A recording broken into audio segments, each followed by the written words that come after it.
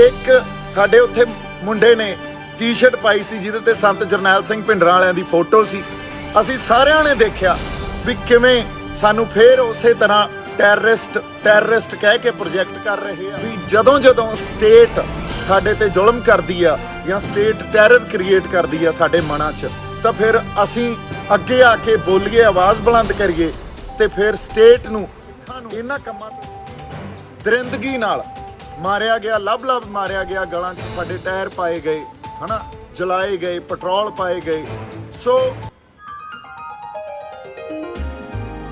ਸਤਿ ਸ਼੍ਰੀ ਅਕਾਲ ਜੀ, ਮੈਂ ਆਸ ਕਰਦਾ ਤੁਸੀਂ ਤੰਦਰੁਸਤ ਹੋਵੋਗੇ, ਠੀਕ ਠਾਕ ਹੋਵੋਗੇ। ਅੱਜ ਕੁਝ ਗੰਭੀਰ ਗੱਲਾਂ ਕਰਨੀਆਂ ਕਿਉਂਕਿ ਜੋ ਹਾਲਾਤ ਬਣਦੇ ਜਾ ਰਹੇ ਆ ਉਹ ਬੜੇ ਸੀਰੀਅਸ ਆ, ਗੰਭੀਰ ਆ ਤੇ ਸਾਨੂੰ ਉਹਨਾਂ ਪ੍ਰਤੀ ਬੜੇ ਸੁਚੇਤ ਰਹਿਣਾ ਚਾਹੀਦਾ ਤੇ ਬੜੀ ਗੰਭੀਰਤਾ ਨਾਲ ਗੱਲਾਂ ਨੂੰ ਸੋਚਣਾ ਚਾਹੀਦਾ। ਇਸ ਕਰਕੇ ਰੂਬਰੂ ਹੋਏ ਆ। ਜੋ ਹਾਲਾਤ 80ਆਂ ਦੇ ਦਹਾਕੇ 'ਚ ਬਣੇ ਸੀ ਜਦੋਂ ਇੰਦਰਾ ਗਾਂਧੀ ਉਸ ਵੇਲੇ ਪ੍ਰਾਈਮ ਮਿਨਿਸਟਰ ਸੀ, ਉਸ ਵੇਲੇ ਵੀ ਫਰਸ਼ੀਵਾਦ ਜਾਂ ਫਾਸਿਜ਼ਮ ਜਿਹਨੂੰ ਕਹਿੰਦੇ ਆ ਉਹਦਾ ਦੌਰ ਆਇਆ ਸੀ ਇੱਕ, ਤੇ ਉਹ ਫਰਸ਼ੀਵਾਦ ਦਾ ਫਿਰ ਖਾਤਮਾ ਕਿੱਥੇ ਜਾ ਕੇ ਹੋਇਆ 84 'ਚ ਉਹਨੇ ਕਲਮੀਨੇਟ ਇੱਕ ਨਸ਼ਲਕੁਸ਼ੀ ਦੇ ਵਰਤਾਰੇ ਤੋਂ ਬਾਅਦ ਕੀਤਾ, ਜਿਸ ਨਸ਼ਲਕੁਸ਼ੀ 'ਚ ਹਰ ਕਿਸੇ ਇਸ ਸਟਰਕਚਰ 'ਚ ਕੋਈ ਵੀ ਛੋਟੀ ਵੀ ਯੂਨਿਟ ਆ ਜਿਹੜਾ ਇਸ ਪੂਰੇ ਸਟਰਕਚਰ 'ਚ, ਇਸ ਦੇਸ਼ ਦੇ ਸਟਰਕਚਰ 'ਚ ਉਹਨਾਂ ਨੇ ਭਾਗ ਲਿਆ, ਉਹਨਾਂ ਨੇ ਪਾਰਟਿਸਿਪੇਟ ਕੀਤਾ ਤੇ ਉਸ ਵੇਲੇ ਸਿੱਖਾਂ ਨੂੰ ਦਰਿੰਦਗੀ ਨਾਲ ਮਾਰਿਆ ਗਿਆ, ਲੱਭ ਮਾਰਿਆ ਗਿਆ, ਗਲਾਂ 'ਚ ਸਾਡੇ ਟਾਇਰ ਪਾਏ ਗਏ, ਹਨਾ, ਜਲਾਏ ਗਏ, ਪੈਟਰੋਲ ਪਾਏ ਗਏ। ਸੋ ਉਹ ਹਾਲਾਤ 80ਆਂ ਦੇ ਦਹਾਕੇ 'ਚ ਵਾਪਰੇ ਸੀ। ਅੱਜ ਜਿਹੜੇ ਹਾਲਾਤ ਬਣਦੇ ਜਾ ਰਹੇ ਆ ਇਹ ਉਸੇ ਤਰ੍ਹਾਂ ਦੇ ਹਾਲਾਤ ਆ। ਇਹ ਤਣਾਅ ਤੇ ਟਕਰਾਅ ਜਿਹੜਾ ਪੈਦਾ ਹੋ ਰਿਹਾ ਨਾ, ਅਸੀਂ ਇਹਨਾਂ ਗੱਲਾਂ ਨੂੰ ਬੜੇ ਗੰਭੀਰਤਾ ਨਾਲ ਵਿਚਾਰੀਏ।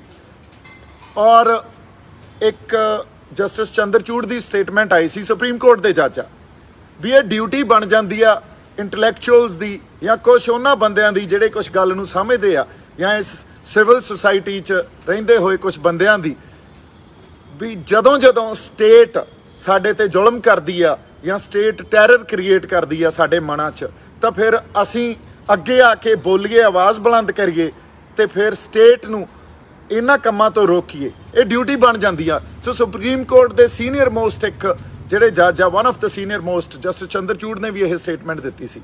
ਹੁਣ ਜੇ ਆਪਾਂ ਅੱਜ ਜਿਹੜੀ ਗੱਲ ਕਰਨੀ ਆ ਉਹ ਗੱਲ ਕਰਨੀ ਆ ਲਖੀਮਪੁਰ ਤੋਂ ਸ਼ੁਰੂ, ਜਾਂ ਉਦੋਂ ਪਹਿਲਾਂ ਆਪਾਂ ਇਹ ਕਹਿ ਲਈਏ ਵੀ BD ਪਾਂਡੇ ਇੱਕ ਗਵਰਨਰ ਸੀ ਪੰਜਾਬ ਦੇ, ਇਨ ਦ ਸਰਵਿਸ ਆਫ ਫ੍ਰੀ ਇੰਡੀਆ। ਉਹਨਾਂ ਨੇ ਕਿਤਾਬ ਲਿਖੀ ਤੇ ਉਸ ਕਿਤਾਬ ਨੂੰ 5 ਸਾਲਾਂ ਉਹਨਾਂ ਦੇ ਮਰਨ ਤੋਂ ਬਾਅਦ ਉਹਨਾਂ ਦੇ ਪਰਿਵਾਰ ਨੇ ਪਬਲਿਸ਼ ਕੀਤਾ। ਜੇ ਤੁਸੀਂ ਉਹਦੇ ਨੋਟਸ ਪੜ੍ਹੋਗੇ ਉਹਦੇ 'ਚ ਬੜਾ ਕਲੀਅਰ ਕੱਟ ਉਹਨਾਂ ਨੇ ਇਹ ਲਿਖਿਆ ਹੋਇਆ ਵੀ 80ਆਂ ਦੇ ਦਹਾਕੇ 'ਚ ਇੰਦਰਾ ਗਾਂਧੀ ਨੇ, ਇੰਡੀਅਨ ਸਟੇਟ ਨੇ ਤੇ ਕੁਛ ਉਸ ਵੇਲੇ ਦੀ ਪ੍ਰੈਸ ਨੇ ਸਿੱਖਾਂ ਦੇ ਅਗੇਂਸਟ ਮੈਜੋਰਿਟੀ ਨੂੰ, ਮੈਜੋਰਿਟੀ ਕੌਣ ਆ ਹੁਣ ਇਸ ਦੇਸ਼ 'ਚ, ਮੈਜੋਰਿਟੀ ਨੂੰ ਭੜਕਾਇਆ, ਸਿੱਖਾਂ ਨੂੰ ਬਦਨਾਮ ਕੀਤਾ, ਸਿੱਖਾਂ ਨੂੰ ਟਾਰਗੇਟ ਕੀਤਾ। ਤੇ ਫਿਰ ਗੱਲ ਕਿੱਥੇ ਜਾ ਕੇ ਰੁਕੀ ਹੈ ਸਾਨੂੰ ਸਭ ਨੂੰ ਪਤਾ। ਫਿਰ ਅਸੀਂ ਘੱਲੂਘਾਰਾ ਵੀ ਸਹਿਆ ਤੇ ਅਸੀਂ ਸਾਡੀ ਨਸਲਕੁਸ਼ੀ ਵੀ ਸਹੀ। ਅੱਜ ਗੱਲ ਕਿੱਥੇ ਆ ਰਹੀ ਆ? ਜਿਹੜੀ ਅੱਜ ਸਰਕਾਰ ਨਾਲ ਸਾਡਾ ਮੱਥਾ ਲੱਗਿਆ BJP ਨਾਲ, ਇਹ ਵੀ ਕੋਈ ਨਾਰਮਲ ਸਰਕਾਰ ਨਹੀਂ ਆ ਵੀ ਵਿੱਚ ਕੋਈ ਜਿਵੇਂ ਨਾਰਮਲ ਇੱਕ ਪਾਰਲੀਮੈਂਟਰੀ ਸਪੇਸ ਦੀ ਕੋਈ ਸਰਕਾਰ ਹੋਵੇ ਤੇ ਉਸ ਸਰਕਾਰ ਨਾਲ ਅਸੀਂ ਖਹਿ ਰਹੇ ਹੋਈਏ ਜਾਂ ਮੱਥਾ ਲਾ ਰਹੇ ਹੋਈਏ। ਇਹ ਵੀ ਇੱਕ ਫਾਸਿਸਟ ਮੈਂ ਫੇਰ ਕਹਿੰਦਾ ਫਰਸ਼ੀਵਾਦ ਜਿਹੜਾ ਉਹ ਕ੍ਰੀਏਟ ਕਰ ਰਹੀ ਆ, ਉਹਨੂੰ ਦਿਨ ਬ ਦਿਨ ਇੱਥੇ ਪੈਦਾ ਕੀਤਾ ਜਾ ਰਿਹਾ। ਤੇ ਇਸ BJP ਸਰਕਾਰ ਨੇ ਫਾਸਿਸਟ ਕੌਨਸਟੀਟਿਊਂਸੀ ਆਪਦੀ ਪੈਦਾ ਕਰ ਲਈ। ਤੇ ਹੋ ਕੀ ਰਿਹਾ? ਹੋ ਇਹ ਰਿਹਾ ਵੀ ਲਖੀਮਪੁਰ ਜਿਹੜੇ ਢੰਗ ਨਾਲ ਸਾਡੇ ਬੰਦੇ ਅਕਾਲ ਚਲਾਣਾ ਕਰ ਗਏ, ਇਹਨਾਂ ਨੇ ਸਾਡੇ ਬੰਦੇ ਗੱਡੀਆਂ ਹੇਠਾਂ ਦੇ ਕੇ ਮਾਰੇ ਤੇ ਫਿਰ ਮੀਡੀਆ ਕਿਵੇਂ ਉਹਨਾਂ ਨੂੰ ਜਸਟੀਫਾਈ ਕਰਨ ਦੀ ਕੋਸ਼ਿਸ਼ ਕਰ ਰਿਹਾ। ਇੱਕ ਸਾਡੇ ਉੱਥੇ ਮੁੰਡੇ ਨੇ ਟੀ-ਸ਼ਰਟ ਪਾਈ ਸੀ ਜਿਹਦੇ ਤੇ ਸੰਤ ਜਰਨੈਲ ਸਿੰਘ ਭਿੰਡਰਾਂ ਵਾਲਿਆਂ ਦੀ ਫੋਟੋ ਸੀ। ਅਸੀਂ ਸਾਰਿਆਂ ਨੇ ਦੇਖਿਆ ਵੀ ਕਿਵੇਂ ਸਾਨੂੰ ਫੇਰ ਉਸੇ ਤਰ੍ਹਾਂ ਟੈਰਰਿਸਟ ਕਹਿ ਕੇ ਪ੍ਰੋਜੈਕਟ ਕਰ ਰਹੇ ਆ, ਜਿਹੜੇ ਸ਼ਖਸੀਅਤ ਨੂੰ ਦਰਬਾਰ ਸਾਹਿਬ ਸਾਡੇ ਸ਼੍ਰੀ ਅਕਾਲ ਤਖਤ ਸਾਹਿਬ ਤੋਂ 20ਵੀਂ ਸਦੀ ਦਾ ਮਹਾਨ ਜਰਨੈਲ 20ਵੀਂ ਸਦੀ ਦਾ ਸ਼ਹੀਦ, ਇੱਕ ਮਹਾਨ ਸ਼ਹੀਦ ਦਾ ਦਰਜਾ ਦੇ ਦਿੱਤਾ ਗਿਆ ਹੋਵੇ।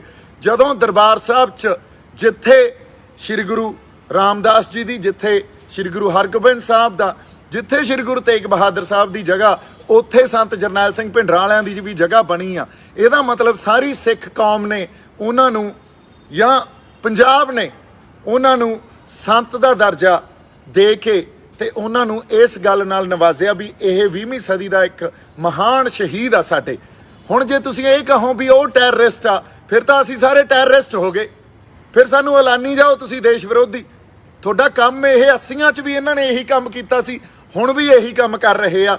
ਸਾਨੂੰ ਦੇਸ਼ ਦੀ ਏਕਤਾ ਤੇ ਅਖੰਡਤਾ ਤੇ ਸਵਾਲ ਖੜਾ ਕਰਕੇ ਸਾਨੂੰ ਉਹਦੇ 'ਚ ਮਾੜਾ ਬਣਾ ਕੇ ਤੇ ਸਾਡੇ ਨਾਲ ਮੁੜ ਕੇ ਜੋ ਧੱਕੇ ਕਰਦੇ ਆ ਜਾਂ ਸਿਸਟਮ 'ਚ ਸਾਡੇ ਵਿਰੁੱਧ ਇੱਕ ਜਿਹੜਾ ਜੈਨੋਸਾਈਡ ਇਨਸਟਿੰਕਟ ਪੈਦਾ ਕੀਤੀ ਜਾਂਦੀ ਆ, ਉਹ 80s 'ਚ ਅਸੀਂ ਭੁਗਤ ਚੁੱਕੇ ਆ ਤੇ ਅੱਜ ਫੇਰ ਉਧਰ ਨੂੰ ਜਾ ਰਹੀ ਆ ਗੱਲ। ਇਸ ਕਰਕੇ ਸਾਡੀ ਸਭ ਤੋਂ ਵੱਡੀ ਜ਼ਰੂਰਤ ਬਣ ਜਾਂਦੀ ਆ ਜਿਹੜੇ ਸਾਡੇ ਸਿੱਖ ਸਕਾਲਰ ਆ, ਜਾਂ ਜਿਹੜੇ ਸਾਡੇ ਪੰਜਾਬ ਦੇ ਇੰਟੈਲੈਕਚੁਅਲਸ ਆ, ਜਾਂ ਸਾਡੇ ਉਹ ਬੰਦੇ ਸਿਵਲ ਸੁਸਾਇਟੀ ਦੇ ਜਿਹੜੇ ਪੰਜਾਬ ਤੋਂ ਬਾਹਰ ਵੀ ਬੈਠੇ ਆ, ਜਿਹੜੇ ਇਹ ਗੱਲ ਮੰਨਦੇ ਆ ਵੀ ਇੱਥੇ ਜਿਹੜੀ ਡਾਇਵਰਸਿਟੀ ਆ ਇਸ ਦੇਸ਼ 'ਚ, ਵਿਆਪਕਤਾ, ਇਹਨੂੰ ਰੱਖ ਕੇ ਅਸੀਂ ਇੱਕ ਦੂਜੇ ਨਾਲ ਪਿਆਰ ਨਾਲ ਰਹੀਏ। ਉਹਨਾਂ ਬੰਦਿਆਂ ਦੀ ਡਿਊਟੀ ਬਣ ਜਾਂਦੀ ਆ ਵੀ ਅਸੀਂ ਸਿਰ ਜੋੜ ਕੇ ਬੈਠੀਏ, ਇਸ ਪੂਰੇ ਮਾਹੌਲ ਨੂੰ ਵਿਚਾਰੀਏ, ਇਸ ਤਣਾਅ ਤੇ ਟਕਰਾਅ ਜਿਸ ਤਰ੍ਹਾਂ ਪੈਦਾ ਕੀਤਾ ਜਾ ਰਿਹਾ ਇਸ ਗੱਲ ਨੂੰ ਸਮਝੀਏ ਤੇ ਫਿਰ ਇਹਦੇ ਤੇ ਬ੍ਰੇਨਸਟਾਰਮ ਕਰਕੇ ਕੋਈ ਹੱਲ ਕੱਢੀਏ। ਨਹੀਂ ਤਾਂ ਜਿੱਧਰ ਨੂੰ ਗੱਲ ਜਾ ਰਹੀ ਆ, ਤੁਸੀਂ ਵੇਖੋ ਲਖੀਮਪੁਰ 'ਚ ਬੰਦੇ ਇਹਨਾਂ ਨੇ ਮਾਰੇ। ਟੈਰਰ ਇਹ ਕ੍ਰੀਏਟ ਕਰਦੇ ਆ ਸਾਡੇ ਮਨਾਂ 'ਚ, ਇਹ ਟੈਰਰ ਕ੍ਰੀਏਟ ਕਰਦੇ ਆ। ਟੈਰਰ ਕੀ ਕ੍ਰੀਏਟ ਕਰਦੇ ਆ? ਇਹਨਾਂ ਨੇ ਗੱਡੀਆਂ ਨੂੰ ਹਥਿਆਰ ਵਜੋਂ ਵਰਤਿਆ ਤੇ ਜਮਾਂ ਬਿਨਾਂ ਕਿਸੇ ਪ੍ਰੋਵੋਕੇਸ਼ਨ ਦੇ ਜਦੋਂ ਸਾਡੇ ਬੰਦੇ ਮੁਜ਼ਾਹਰਾ ਕਰਕੇ ਆਪਦਾ ਵਾਪਸ ਜਾ ਰਹੇ ਸੀ, ਉਹਨਾਂ ਦੇ ਉੱਤੋਂ ਦੀ ਗੱਡੀਆਂ ਚੜਾਤੀਆਂ। ਸੋ ਟੈਰਰਿਸਟ ਕੀ ਹੁੰਦਾ? ਟੈਰਰਿਸਟ ਉਹੀ ਹੁੰਦਾ ਨਾ ਜਿਹੜਾ ਲੋਕਾਂ ਦੇ ਮਨਾਂ 'ਚ ਟੈਰਰ ਕ੍ਰੀਏਟ ਕਰਦਾ। ਇਹ ਤਾਂ ਸਰਕਾਰ ਦੇ ਬੰਦੇ ਕਰ ਰਹੇ ਆ। 2 ਦਿਨ ਪਹਿਲਾਂ ਉਹ ਮੁੰਡਾ ਜਿਹੜਾ ਮੰਤਰੀ ਦਾ, ਉਹ ਦਿੱਲੀ ਕਿਸੇ ਫੰਕਸ਼ਨ 'ਚ ਚੀਫ ਗੈਸਟ ਸੀ, ਅੱਜ ਉੱਥੇ ਪੁੱਛਗਿੱਛ ਲਈ ਚਲਾ ਗਿਆ। ਉਹਦੀ FIR ਪੜ੍ਹ ਲਓ, ਇੰਨੀ ਵੀਕ FIR ਆ। Being a liar am telling you, ਇੰਨੀ ਵੀਕ FIR ਆ ਵੀ ਉਹਦੇ ਤੇ ਕਨਵਿਕਸ਼ਨ ਹੋ ਹੀ ਨਹੀਂ ਸਕਦੀ। ਤੇ ਜਮਾਂ ਐਵੀਡੈਂਸ ਸਾਹਮਣੇ ਪਿਆ, ਜਮਾਂ ਕਲੀਅਰ ਕੱਟ ਗੱਲ ਆ ਵੀ ਸਾਡੇ ਬੰਦੇ ਇਹਨਾਂ ਨੇ ਕਿਸੇ ਗਿਣੀ ਮਿਥੀ ਸਾਜ਼ਿਸ਼ ਦੇ ਅਧੀਨ ਜਾ ਕੇ ਮਾਰੇ। ਸੋ ਅਸੀਂ ਜਿਹੜੀ ਸਰਕਾਰ ਨਾਲ ਪੰਗਾ ਲਈ ਬੈਠੇ ਆ ਨਾ, ਉਹ ਸਰਕਾਰ ਇੱਕ ਫਾਸਿਸਟ ਸਰਕਾਰ ਆ, ਇੱਕ ਫਰਸ਼ੀਵਾਦੀ ਸਰਕਾਰ ਆ। ਇਹਦੇ ਖਿਲਾਫ ਜਦੋਂ ਲੜਨਾ, ਸਾਡੇ ਆਗੂਆਂ ਨੂੰ ਵੀ ਮੇਰੀ ਬੇਨਤੀ ਆ, ਤੁਸੀਂ ਮੇਰੀਆਂ ਗੱਲਾਂ ਨੂੰ ਹਰ ਵਾਰ ਨੈਗੇਟਿਵ ਵੇ 'ਚ ਲੈ ਜਾਂਦੇ ਹੋ। ਮੇਰੀ ਬੇਨਤੀ ਆ ਤੁਹਾਨੂੰ ਵੀ ਹੁਣ ਤਾਂ ਅਸੀਂ ਕਿਸੇ ਨੂੰ ਪ੍ਰਵੋਕ ਨਹੀਂ ਕੀਤਾ ਸੀ, ਹੁਣ ਤੱਕ ਕਿਸੇ ਤਰ੍ਹਾਂ ਦਾ ਭੜਕਾਹਟ ਨਹੀਂ ਸੀ, ਨਾ ਕੋਈ ਸਾਡਾ ਬੰਦਾ ਵਾਇਲੈਂਸ ਕਰ ਰਿਹਾ ਸੀ। ਹੁਣ ਤਾਂ ਅਸੀਂ ਜਮਾਂ ਨਾਨ ਵਾਇਲੈਂਟ ਜਾਬਤੇ 'ਚ ਸੀ ਤੇ ਫਿਰ ਵੀ ਸਾਨੂੰ ਮਾਰ ਗਏ। ਸਾਡੇ ਤੇ ਪਹਿਲਾਂ ਸਾਡੇ ਆਗੂਆਂ ਦੇ ਮੂੰਹੋਂ ਇਹਨਾਂ ਨੇ ਇਹ ਗੱਲਾਂ ਕਹਾਈਆਂ ਵੀ ਨਿਸ਼ਾਨ ਸਾਹਿਬ ਲਾ ਦਿਓ, ਨਿਹੰਗ ਸਿੰਘ ਜਥੇਬੰਦੀਆਂ ਵਾਪਸ ਚਲੀਆਂ ਜਾਣ ਉੱਥੋਂ। ਇਸ ਗੱਲ ਤੋਂ ਬਾਅਦ ਅਗਲੀ ਗੱਲ ਇਹਨਾਂ ਨੇ ਕਹੀ ਜਦੋਂ ਸਾਡੇ ਨਿਸ਼ਾਨ ਸਾਹਿਬ ਨੂੰ, ਫਿਰ ਇਹਨਾਂ ਨੇ ਇਹ ਕਿਹਾ ਦੇਖੋ ਖਾਲਿਸਤਾਨ ਦਾ ਝੰਡਾ ਦੇਸ਼ ਦੀ ਏਕਤਾ ਤੇ ਅਖੰਡਤਾ ਨੂੰ ਖਤਰਾ, ਕਿਵੇਂ ਸਾਡੇ ਵਿਰੁੱਧ ਗੱਲਾਂ ਪੈਦਾ ਕੀਤੀਆਂ ਜਾਂਦੀਆਂ। ਫਿਰ ਅਗਲੀ ਗੱਲ 26 ਜਨਵਰੀ ਨੂੰ ਇੱਕ ਐਕਸਪ੍ਰੈਸ਼ਨ ਜ਼ਾਹਰ ਕੀਤਾ ਅਸੀਂ, ਜਦੋਂ ਇੱਕ ਖਾਲੀ ਪੋਲ ਤੇ ਨਿਸ਼ਾਨ ਸਾਹਿਬ ਤੇ ਕਿਸਾਨੀ ਝੰਡਾ ਲਾਇਆ। ਉਦੋਂ ਇਹ ਗੱਲ ਪ੍ਰਚਾਰੀ ਗਈ ਵੀ ਤੁਹਾਡੇ ਤੇ ਤਾਂ ਨਸਲਕੁਸ਼ੀ ਹੋ ਜਾਣੀ ਸੀ, ਵੀ ਜਦੋਂ ਤੁਸੀਂ ਝੰਡੇ ਜਾ ਕੇ ਹਾਈ ਕੋਰਟ ਤੇ ਲਾ ਦਿੰਦੇ ਹੋ ਤਾਂ ਇੱਕ ਇਸ ਦੇਸ਼ ਦਾ ਜਿੱਥੇ ਕਾਨੂੰਨ ਨੂੰ ਪ੍ਰੋਟੈਕਟ ਕੀਤਾ ਜਾਂਦਾ ਇੰਸਟੀਟਿਊਸ਼ਨ ਆ, ਉੱਥੇ ਤੁਹਾਡੇ ਤੇ ਤਾਂ ਨਸਲਕੁਸ਼ੀ ਦਾ ਸਵਾਲ ਨਹੀਂ ਖੜਾ ਹੁੰਦਾ। ਜਦ ਤੁਸੀਂ ਜਦੋਂ ਬੰਦਿਆਂ ਨੂੰ ਮਾਰਦੇ ਹੋ ਤੁਹਾਡੇ ਤੇ ਨਸਲਕੁਸ਼ੀ ਦਾ ਸਵਾਲ ਨਹੀਂ ਖੜਾ ਹੁੰਦਾ ਤੇ ਸਾਡੇ ਤੇ ਹੀ ਨਸਲਕੁਸ਼ੀ ਦਾ ਸਵਾਲ ਖੜਾ ਹੋਣਾ। ਫਿਰ ਤੁਸੀਂ ਦੱਸੋ ਵੀ ਸਾਡੀ ਵਫਾਦਾਰੀ ਕਿਹਦੇ ਪ੍ਰਤੀ ਹੋਣੀ ਚਾਹੀਦੀ ਆ? ਹੁਣ ਜੇ ਤੁਸੀਂ ਸਾਨੂੰ ਦੇਸ਼ ਵਿਰੋਧੀ ਐਲਾਨਣਾ, ਐਲਾਨੀ ਜਾਓ, ਮਾਰੀ ਜਾਓ ਸਾਨੂੰ, ਫਿਰ ਇਹੀ ਕੰਮ ਕਰ ਸਕਦੇ ਹੋ। ਇਸ ਕਰਕੇ ਸਾਡੇ ਆਗੂਆਂ ਨੂੰ ਵੀ ਮੇਰਾ ਇੱਕ ਸਵਾਲ ਵੀ ਆ ਤੇ ਬੇਨਤੀ ਆ ਵੀ ਪਹਿਲੀ ਗੱਲ, ਉੱਥੇ ਜਿਸ ਤਰ੍ਹਾਂ ਟਕੈਤ ਸਾਹਿਬ ਨੂੰ ਭੇਜ ਕੇ ਸਮਝੌਤੇ ਕਰਾਏ, ਇਹ ਬਹੁਤ ਮਾੜੀ ਗੱਲ ਸੀ, ਕਿਉਂਕਿ ਹਜੇ ਲਵਪ੍ਰੀਤ ਅਰਗਿਆਂ ਦੇ ਸਿਵੇ ਠੰਡੇ ਨਹੀਂ ਹੋਏ ਤੇ ਅਸੀਂ ਉਹ ਜਿਹੜੇ ਉੱਥੇ ਸਾਡੇ ਬੰਦੇ ਸੰਘਰਸ਼ ਕਰ ਰਹੇ ਸੀ, ਉਹ 3 ਕਾਨੂੰਨਾਂ ਨੂੰ ਰੱਦ ਕਰਾਉਣ ਦਾ ਸੰਘਰਸ਼ ਕਰ ਰਹੇ ਸੀ, ਉਹ 45 ਲੱਖ ਲੈਣ ਦਾ ਸੰਘਰਸ਼ ਨਹੀਂ ਕਰ ਰਹੇ ਸੀ। ਔਰ ਇੰਨੇ ਕੁ ਜੋਗੇ ਅਸੀਂ ਹੈਗੇ ਆ, ਜੇ ਅਸੀਂ 1 ਸਾਲ ਅੰਦੋਲਨ ਚਲਾ ਸਕਦੇ ਆ ਤਾਂ ਸਾਡੀ ਜਿਹੜੇ ਪੰਜਾਬੀ ਆ ਉਹ ਮੈਨੂੰ ਲੱਗਦਾ 45 ਲੱਖ ਵੀ ਦੇ ਸਕਦੇ ਆ ਜੀ। ਅਸੀਂ ਦੇ ਸਕਦੇ ਆ ਆਪਦੇ ਬੰਦਿਆਂ ਨੂੰ, ਜੇ ਪਰਿਵਾਰਾਂ ਦੇ ਨਾਲ ਖੜਨ ਦੀ ਗੱਲ ਆ ਤੇ ਅਸੀਂ ਖੜੇ ਆ ਪਰਿਵਾਰਾਂ ਦੇ ਨਾਲ। ਪਰ ਜਿਹੜਾ ਅੱਧੇ ਘੰਟੇ 'ਚ ਤੁਹਾਨੂੰ ਇਹ ਲੱਗਿਆ ਵੀ ਉਹ ਉਹਨਾਂ ਦੇ ਹੰਝੂ ਆ ਗਏ ਤੇ ਉਹ ਹੀਰੋ ਬਣ ਗਿਆ, ਉਹ ਅੱਧੇ ਘੰਟੇ 'ਚ ਹੀਰੋ ਬਣਾਇਆ ਗਿਆ। ਉਦੋਂ ਬਾਅਦ ਉਹ ਯੋਗਿੰਦਰ ਯਾਦਵ, ਜਿਹਨੂੰ ਮੋਰਚੇ ਦੀ ਕਮਾਂਡ ਹਰ ਥਾਂ ਤੇ ਉਹਨੂੰ ਸੈਂਟਰ ਸਟੇਜ 'ਚ ਰੱਖ ਕੇ ਭਾਉਣੇ, ਉਹ ਸਰਕਾਰ ਦੇ ਨਾਲ ਪਲਾਂਟਡ ਬੰਦਾ ਸਾਡੇ ਆਪਦਿਆਂ 'ਚ ਤੁਸੀਂ ਤੌਮਤਾਂ ਲਾ ਲਾ, ਮੇਰੇ ਤੇ ਤੌਮਤਾਂ ਲਾ ਲਾ। ਤੁਸੀਂ ਕਦੋਂ ਦੀਆਂ ਇਹ ਗੱਲਾਂ ਕਰੀ ਗਏ? ਗੱਲਾਂ ਨੂੰ ਗੰਭੀਰਤਾ ਨਾਲ ਵਿਚਾਰੋ। ਅਸੀਂ ਕਿਸੇ ਨਾਰਮਲ, ਕਿਸੇ ਲੀਡਰਸ਼ਿਪ ਨਾਲ ਜਾਂ ਨਾਰਮਲ ਇੱਕ ਜਿਹੜੀ ਕਹੀਏ ਵੀ ਰਾਜ ਕਰ ਰਹੀ ਧਿਰ ਨਾਲ ਮੱਥਾ ਨਹੀਂ ਲਾਇਆ। ਅਸੀਂ ਫਾਸਿਸਟ ਫਰਸ਼ੀਵਾਦ ਧਿਰ ਨਾਲ ਮੱਥਾ ਲਾਈ ਬੈਠੇ ਹਾਂ। ਜਦੋਂ ਤੱਕ ਅਸੀਂ ਸਮਝਾਂਗੇ ਨਹੀਂ ਵੀ ਚੱਲ ਕੀ ਰਿਹਾ, ਪਛਾਣਾਂਗੇ ਨਹੀਂ, ਤੇ ਅਸੀਂ ਫੇਰ ਮਾਤ ਖਾ ਜਾਾਂਗੇ। ਇਸ ਕਰਕੇ ਇਹ ਗੱਲਾਂ ਮੇਰੀਆਂ ਅੱਜ ਕਰਨੀਆਂ ਜ਼ਰੂਰੀਆਂ ਸੀ। ਸਾਡੇ ਆਗੂਆਂ ਨੂੰ ਮੇਰੀ ਬੇਨਤੀ ਇਹ ਹੈ ਵੀ ਤੁਸੀਂ ਫੇਰ ਇੱਕ ਵਾਰੀ ਪ੍ਰੋਗਰਾਮ ਦੇਤੇ ਵੀ ਐਂ ਕਰੋ, ਆਪਾਂ 19 ਤਰੀਕ ਨੂੰ ਜਾਂ ਜਿਹੜੀ ਵੀ ਤਰੀਕ 18 ਜਾਂ 19 ਨੂੰ ਆਪਾਂ ਰੇਲਾਂ ਰੋਕਾਂਗੇ, ਜਾਂ ਆਪਾਂ ਉਸੇ ਤਰ੍ਹਾਂ ਉਹਨਾਂ ਦੀਆਂ ਫੁੱਲ ਲੈ ਕੇ ਦੇਸ਼ ਭਰ 'ਚ ਜਾਵਾਂਗੇ। ਠੀਕ ਹੈ, ਤੁਸੀਂ ਪ੍ਰੋਗਰਾਮ ਦੇਤੇ, ਤੁਹਾਨੂੰ ਲੱਗਦਾ ਇਸ ਗੱਲ ਨੇ ਫਰਕ ਪਾਉਣਾ, ਤੁਹਾਡੇ ਨਾਲ ਆ। ਪਰ ਇੱਕ ਗੱਲ ਤੁਸੀਂ ਇਹ ਗੱਲ ਸਮਝੋ ਵੀ ਅਸੀਂ ਰੇਲਾਂ ਵੀ ਪਹਿਲਾਂ ਰੋਕੀ ਬੈਠੇ ਆ। ਅਸੀਂ ਇਸ ਗੱਲ ਲਈ ਵੀ ਅੱਜ ਲੋਕ ਤਿਆਰ ਆ ਵੀ ਲੋਕਾਂ ਨੂੰ ਪਤਾ ਵੀ ਗਲਤ ਕੀਤਾ ਸਰਕਾਰ ਨੇ, ਤੇ ਲੋਕ ਤੁਹਾਡੇ ਨਾਲ ਆ, ਸਾਰੇ ਦੇਸ਼ ਦੇ ਲੋਕ ਤੁਹਾਡੇ ਨਾਲ ਆ। ਇਸ ਅੰਦੋਲਨ 'ਚ ਪੋਟੈਂਸ਼ੀਅਲ ਸੀਗਾ ਵੀ ਅਸੀਂ ਦਿੱਲੀ ਨੂੰ ਕਿਸੇ ਤਰ੍ਹਾਂ ਪ੍ਰੈਸ਼ਰ ਅਧੀਨ ਲੈ ਕੇ ਆ ਸਕੀਏ। ਪ੍ਰੋਗਰਾਮ ਦੇਣਾ ਤਾਂ ਉਧਰ ਨੂੰ ਦਿਓ, ਜੇਲ੍ਹ ਭਰਨ ਦਾ ਹੀ ਪ੍ਰੋਗਰਾਮ ਦੇ ਦਿਓ। ਜੇਲ੍ਹਾਂ ਭਰਦੇ ਆ ਜਾ ਕੇ, ਲੋ ਅਸੀਂ ਆਉਣੇ ਆ, ਆਪਾਂ ਜੇਲ੍ਹਾਂ ਭਰਦੇ ਆ, ਕੋਈ ਪ੍ਰੈਸ਼ਰ ਤਾਂ ਪਵੇ ਉਹਨਾਂ ਦਾ। ਅਸੀਂ ਆਪਦੇ ਬੰਦਿਆਂ ਨੂੰ ਹੀ ਤੰਗ ਕਰੀ ਜਾਂਦੇ ਆ, ਉਧਰੋਂ ਰੇਲਾਂ ਰੁਕਵਾ ਲਾਂਗੇ, ਉਧਰੋਂ ਮੌਨ ਵਰਤ ਰੱਖ ਲਾਂਗੇ, ਉਧਰੋਂ ਅਸੀਂ ਜਿਹੜੇ ਫੁੱਲ ਆ ਉਹਨਾਂ ਦੇ ਉਹਨਾਂ ਨੂੰ ਲੈ ਕੇ ਦੇਸ਼ ਭਰ 'ਚ ਫਿਰਾਂਗੇ। ਇਹ ਤਾਂ ਕਰੀਏ ਜੇ ਲੋਕਾਂ ਨੂੰ ਪਤਾ ਨਾ ਹੋਵੇ ਜਾਂ ਲੋਕ ਤੁਹਾਡੇ ਨਾਲ ਨਾ ਹੋਣ। ਸੋ ਮੇਰੀ ਤਾਂ ਬੇਨਤੀ ਆ, ਮੈਂ ਹਮੇਸ਼ਾ ਵਾਰ-ਵਾਰ ਇਸੇ ਕਰਕੇ ਤੁਹਾਨੂੰ ਬੇਨਤੀ ਕਰ ਰਿਹਾ ਵੀ ਇਸ ਗੱਲ ਨੂੰ ਨੈਗੇਟਿਵ ਢੰਗ 'ਚ ਨਾ ਲੈ ਕੇ ਜਾਇਓ। ਲੋਕਾਂ 'ਚ ਰੋਸ ਆ, ਲੋਕਾਂ 'ਚ ਰੋਹ ਵੀ ਆ, ਕਰਨਾਲ ਵੀ ਲੋਕਾਂ 'ਚ ਰੋਹ ਸੀ, ਇਸ ਲਖੀਮਪੁਰ ਕਰਕੇ ਵੀ ਲੋਕਾਂ 'ਚ ਰੋਹ ਆ। ਤੇ ਸੰਘਰਸ਼ ਦੀ ਜਿਹੜੀ ਇੱਕ ਜ਼ਰੂਰਤ ਹੁੰਦੀ ਆ ਉਹ ਇਹੀ ਹੁੰਦੀ ਆ ਵੀ ਲੋਕਾਂ 'ਚ ਰੋਹ ਜਗਾਇਆ ਜਾਵੇ, ਤੇ ਲੋਕਾਂ 'ਚ ਜਿਹੜਾ ਇੱਕ ਰੋਹ ਆ ਉਹ ਜਾਗਿਆ ਹੋਇਆ।